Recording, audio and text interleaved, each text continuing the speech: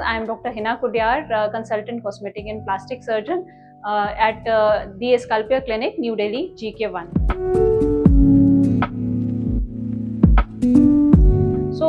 बात करें अगर filler injections for breast augmentation, it all started with the fillers जो कि परमानेंट थे और जिनको हम यूज़ कर सकते थे to increase the size of the breast, लेकिन उनकी अपनी कुछ प्रॉब्लम्स थी, कॉम्प्लिकेशंस थी, जिनकी वजह से वो permanent fillers they were banned and they are not used nowadays.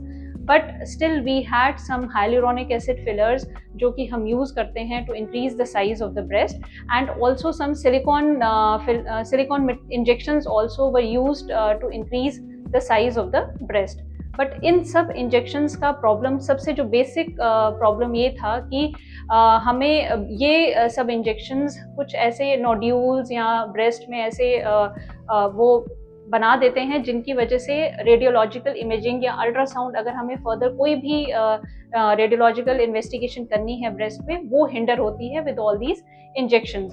So these injections have been disapproved and they have been banned, and आजकल हम बहुत ज़्यादा injections ये use नहीं कर रहे हैं, and we have seen that they are associated with many complications. So talking about the side effects जो इन fillers के साथ हमें देखे गए हैं, first is infection. तो infection rate जो इन filler injections के साथ बहुत ज़्यादा है. It manifests with redness and maybe pus discharge, and later on leading to deformity and scarring in the breast. So infection rate was very high associated with these fillers.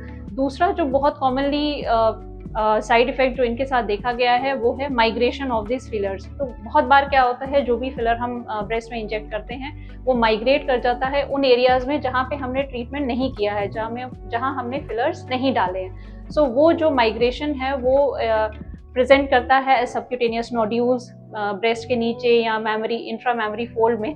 सो ये जो nodules हैं ये then we have to take care of these nodules, maybe by aspiration, या हमें उनको निकालना पड़ता है, या विद मसाजिंग से हम उनको ट्रीट कर सकते हैं.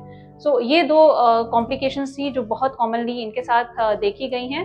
थर्ड है कि अगर हम ये फिलर इंजेक्शन से ब्रेस्ट का साइज इंक्रीज करते हैं तो डेफिनेटली विद टाइम वो डिग्रेड हो जाते हैं and the breast size comes back to the normal after a certain period of time, जब तक वो फिलर्स रहते हैं.